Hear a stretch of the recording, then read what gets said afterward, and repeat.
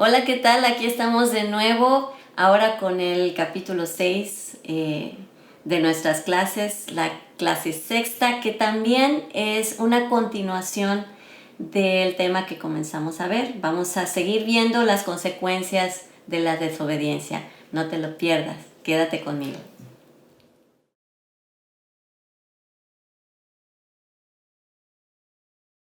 Bueno, aquí estamos y pues vamos a comenzar, como en toda clase, con una oración. Padre, estamos viendo este tema que tu palabra nos indica que es un tema que está en tu corazón y queremos agradarte, Señor, al aprenderlo, yo al enseñarlo, Señor.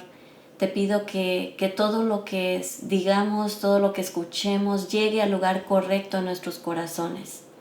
Háblanos, Señor, muéstranos cuál es tu perfecta voluntad y enséñanos a obedecer a tu manera y no a la nuestra. Espíritu Santo, envuélvenos, toma nuestra mente. Estamos aquí con el corazón y la mente abierta a ti, Espíritu Santo. En el nombre de Jesús. Amén. Bueno, seguimos con el tema. Es la segunda parte de las consecuencias de la desobediencia en la clase número 6.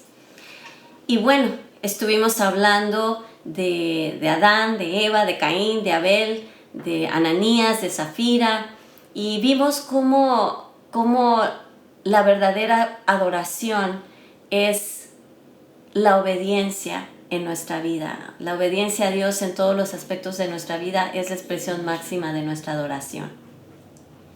Hablamos en la última parte, hablamos de Abraham y cómo él entregó a su hijo y fue la máxima expresión de veras de amor a Dios, de que creyó y confió en él para obedecerlo y creerle a él. Pues yo quiero decirte que igual no es suficiente creer en Dios, tenemos que creerle a Dios. Y cuando le creemos a Dios estamos hablando de que confiamos en su persona, en su carácter, en que Él cumple lo que promete y que Él nos ama y que todo lo que hace es por amor. Y aunque no nos parezca coherente a nuestra vida normal y terrenal, Dios tiene algo más allá de lo que podemos entender. Y Él lo único que nos pide es solo obedece y confía. Obedece y confía. Otro ejemplo que vamos a ver el día de hoy es la vida del rey Saúl, que nos hace entender un poquito más claramente las consecuencias de no obedecer totalmente a la autoridad divina. En 1 Samuel 15, versículo 3, el mandamiento de Dios para Saúl fue muy específico. Todo el campo amalecita debería ser destruido. Todo. Y es ahí donde te digo que a veces lo que Dios pide parece que no tiene sentido, pero Dios le pidió, vas a acabar con todo. No quiero que quede nadie, ni grandes, ni chicos, ni pequeños, ni medianos, ni lo que tienen, nada. No quiero que te quedes con nada. Pero ¿qué hizo Saúl? Él le perdonó la vida al rey y se quedó con lo mejor de los animales para darlos en sacrificio, en ofrenda a Dios. Las buenas intenciones, escucha esto, las buenas intenciones nunca podrán ser excusa delante de Dios para no obedecerlo. ¿Sí? Nunca. Santiago 1:22 dice que debemos ser hacedores y no solo oidores de la palabra. El momento en el que una persona desobedece la palabra de Dios claramente revelada, un velo se pone sobre tu corazón. Ese velo distorsiona tu visión y entra el engaño. ¿Se acuerdan que hablamos del engaño en otras clases? Que tiene parte de mentira pero interpretado a tu conveniencia o a la conveniencia de alguien que te hizo creer que es verdad. Saúl desobedeció más de una vez. Él tenía ya un patrón donde desobedecía. Una vez que esto es formado, llega a ser cada vez más difícil discernir la verdad del error. Cuando empezamos a desobedecer, nuestro discernimiento se empieza a nublar. Hasta el grado que comenzamos a ver lo malo como bueno, o como excusable, como justificable. El velo del engaño. ¿Cuál es el velo del engaño? Cuando estamos cerca de Dios, el Espíritu Santo es el que nos trae la convicción cuando estamos a punto de caer en algún pecado. ¿Es verdad o no? O sea, cuando tú estás caminando con Dios y llegas a un punto donde alguien te está proponiendo algo, dices, esto no se siente bien. El Espíritu de Dios te empieza a redarguir y te dice, no vayas por allá. Pero ¿qué pasa si aceptamos y comenzamos a justificar lo que hicimos? Primero, en ese momento nos estamos posicionando para que vuelva a suceder. Segundo, comienza a entrar el engaño porque tú mismo comienzas a justificar lo que hiciste. Y el engaño comienza a cubrir tu corazón, como cuando Satanás le dijo a Eva, no pasa nada, no pasa nada. ¿Te acuerdas cómo le dijo a Eva? Le dijo, no va a pasar nada, no te preocupes. Así comienza el engaño. Viene a cubrir nuestro corazón y entonces, ¿qué pasa? Se empieza a minimizar la convicción. Y entonces pasas de tener convicción a tener razonamiento. La persona puede vivir aparentando ser religioso, pero tener un estilo de vida de impiedad. Crees en Dios, pero no le crees a Dios. ¿Se acuerdan de la escritura que dice en Mateo, no todo el que me diga Señor, Señor entrará al reino de los cielos? Porque va a llegar un momento en que el Señor te diga, apártate de mí, hacedor de maldad. Nunca te conocí. Tú puede que estés haciendo cosas correctas con el corazón erróneo, en desobediencia a Dios. Tenemos que asegurarnos que lo que estamos haciendo no son obras buenas, sino obediencia al corazón de Dios. Entonces, la persona realmente puede ir a la iglesia, aparentar ser religioso, pero tener un estilo de vida de impiedad. El proceso de Dios cuando quiere llevarte a hacer algo correcto o a mostrarte las cosas correctas, generalmente pasamos por 3 etapas.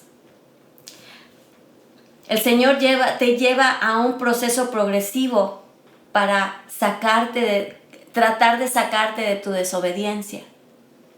Primero, trata de traerte convicción a través de su espíritu. Pero si la persona ha perdido el contacto con el corazón y la dirección divina debido a su constante desobediencia, o sea, que desobedeció una vez y luego se posicionó para volver a desobedecer y su corazón comenzó a entrar en engaño. ¿Qué pasa entonces? Que Dios dice, tú me prometiste servirme, tú me diste tu corazón, yo voy a hacer lo que esté de mi parte para traerte de regreso a mí. Entonces, manda a un mensajero profético. El verdadero ministerio de un profeta abre los ojos a las personas para ver los caminos de Dios. Esa voz profética puede ser el pastor, puede ser tu papá, puede ser tu jefe, puede ser tu propio hijo, tu amigo. Muchas veces los niños, Dios los usa para decirte algo que tú dices, Dios mío, me hablaste de la boca, como dice tu palabra, de la boca de los que maman y de los que estás hablándome. O hasta a veces tu papá o tu esposa te dice algo de paso, pero te lo dice y tú dices, ay, eso fue Dios. Ese es un mensajero profético. Cuando Dios manda un mensaje profético tratando de regresarte al lugar donde tú debes estar. Pero si aún así la persona no presta atención, lo ve pero no le hace caso, entonces Dios ya, su último intento de Dios es alcanzarnos por medio de un juicio. Yo no quisiera llegar al juicio de Dios. En 1 Corintios 11:31 dice, si nos examinásemos a nosotros mismos, no seríamos juzgados. Es lo que dice 1 Corintios 11:31. La palabra juzgados es el término griego que se escribe krino con K, que significa castigar o condenar. El versículo 32 dice, mas siendo juzgados, somos castigados del Señor para que no seamos condenados con el mundo. ¿Cómo juzga Dios y castiga Dios a su pueblo cuando rehúsa la advertencia profética? La respuesta casi siempre viene en forma de dificultades, enfermedades u otro tipo de aflicción. El Salmo 119:71 dice, bueno me es haber sido humillado para que aprenda tus estatutos. ¿Queremos realmente esperar a que nos llegue esta etapa para sacudirnos y volver a los caminos de Dios? ¿O vamos a escuchar esa convicción que te dice, no es por allá, no vayas, desde la primera vez? Porque si no hacemos caso, entonces Dios te va a mandar a alguien que te va a exhortar para decirte que lo que estás haciendo no está bien. Y si tú te ofendes y lo tomas a mal o no haces caso, o si es tu mamá la que te lo está diciendo, o tu esposo o tu esposa, y dices, ya vas a empezar con tus cosas. Ay, mamá, ya. O empiezas, pero es realmente, no reconoces que es la voz de Dios tratando de traerte de regreso a su corazón. No haces caso, pero en el fondo de ti, tú sabes que lo que te están diciendo es lo correcto. No haces caso, entonces Dios trae alguna calamidad o Dios no es el creador de enfermedades, pero te voy a explicar lo que sucede. Cuando tú desobedeces, abres la puerta al enemigo, ¿ok? Tu desobediencia, como dije hace rato, hace un crack en la presa. Y el enemigo siempre va a estar presionando para entrar. En el momento en que tú pecas, desobedeciendo a Dios, Dios está viendo que esa agua está queriendo entrar a tu vida y está diciéndote, tapa eso, cierra la presa, no vayas, no dejes que entre. Pero esa corriente está tratando de entrar a tu vida y Dios está tratando de ayudarte a frenarla, ayudarte a taparla.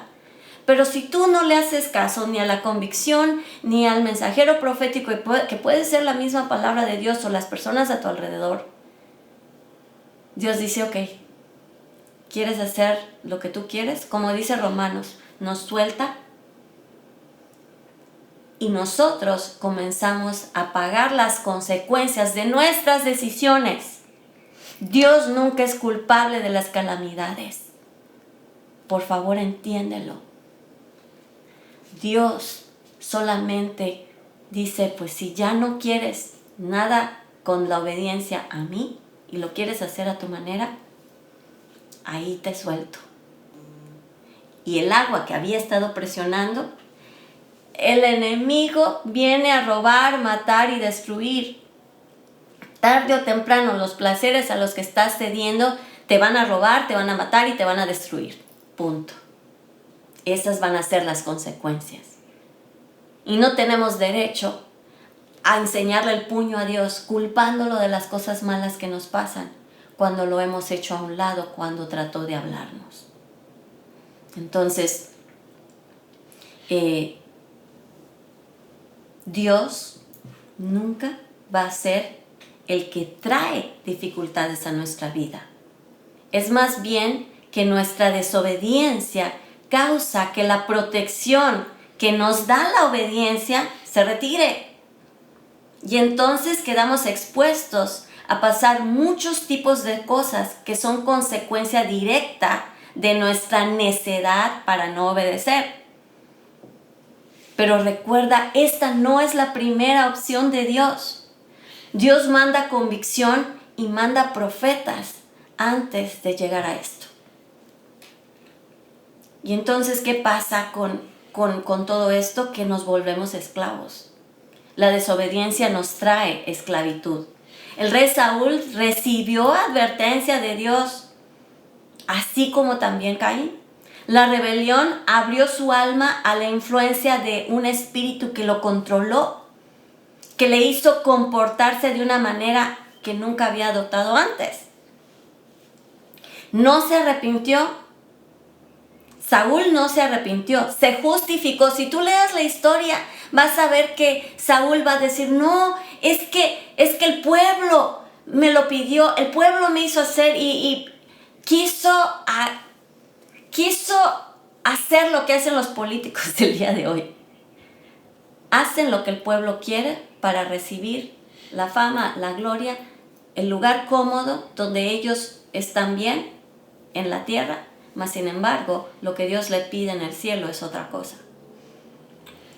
Este espíritu que entró como presa a la vida de Saúl, tuvo acceso legal a su vida. ¿Por qué? Porque Saúl se lo permitió. Recuerden esto, el diablo es muy legalista. Así como les dije hace un momento que hasta el diablo cree y teme, y tiembla, el diablo también se sabe la Biblia de Génesis, Apocalipsis. Y él sabe lo que dice Dios, que son las consecuencias del pecado. Si tú lees Deuteronomio y Levítico, tú vas a ver las consecuencias de la desobediencia. Está escrito. Entonces, ¿qué hace el diablo? El diablo dice, ¿ves a fulanito? Este fulanito desobedeció. Tu palabra, Dios, dice esto. La consecuencia del pecado es la muerte. Si él peca, yo tengo derecho a causar muerte. En su economía, en su vida espiritual, en su familia, con sus hijos, en su salud, en su bla, bla, bla. La consecuencia del pecado es muerte, Dios. ¿No eso dices tú? ¿Y Dios qué tiene que decir? Sí, yo lo escribí. Él firmó con su pecado aquí. Aquí tengo su firma. Mira, ahí está su pecado. Entonces yo tengo derecho. Dice la Biblia que el diablo constantemente se presenta delante de Dios a acusar a ti y a mí. Pero cuando Jesucristo dice, Él ya se arrepintió y Él ya fue lavado por mi sangre. Él ha venido, aún esta mañana estuvo conmigo y yo lo limpié. Así que, Satanás, tú no tienes poder sobre su vida. ¿Qué está diciendo el diablo de nosotros esta mañana? Estamos teniendo la cobertura de la sangre de Cristo, de nuestra obediencia, de nuestra devoción, nuestra entrega a Él, para que Jesús pueda decir, hazte a un lado, Él es mío. O está viniendo Satanás a decir, Dios, no puedes hacer nada porque tú mismo lo dices, yo tengo derecho. Y a menos que Él se arrepienta y se humille delante de ti, lo cual no ha hecho, yo tengo derecho. Entonces, el diablo es legalista. ¿Y qué pasó con Saúl? que entonces Saúl, al desobedecer a Dios y no arrepentirse, un espíritu atormentador vino sobre su vida. Y este espíritu tuvo acceso legal a su vida. Pasó de ser una persona sumisa y obediente a Dios a alguien que violaba todo lo que había respetado antes. La mente y los ojos espirituales se le nublaron y esto lo llenó de celos y de envidia hacia David y lo persiguió para matarlo. Lo veía como un traidor, cuando en realidad era un varón conforme al corazón de Dios, sumiso, tierno, blandito. Pero Saúl estaba bajo un control demoníaco que lo hacía ver cosas de acuerdo a lo que ese espíritu maligno se lo mostraba. Ahora yo te digo, ¿cómo estás tú en tu obediencia a Dios? ¿Eres sumiso a Dios y a su perfecta voluntad? No caigamos en el pecado de Saúl, que habiendo sido escogido de Dios, acabó perdido en su rebelión. Seamos obedientes para que nunca acabemos con la vista nublada, siendo susceptibles al engaño. Hermano, hermana, escucha la convicción del Espíritu Santo desde la primera vez. No permitas que el juicio de Dios llegue a tu vida. Gózate en tu Creador. Gózate en complacer su corazón. Van a haber ocasiones en las que su voluntad no tenga sentido a la mente y a la razón humana.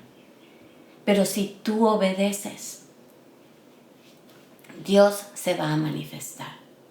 Yo tuve a mi hija enferma hace poco y todo mi razonamiento me decía, y como siempre lo hago, yo siempre llevo a mis hijos al doctor, les doy lo que el tratamiento sigue, pero el Señor me dijo, esta vez espera.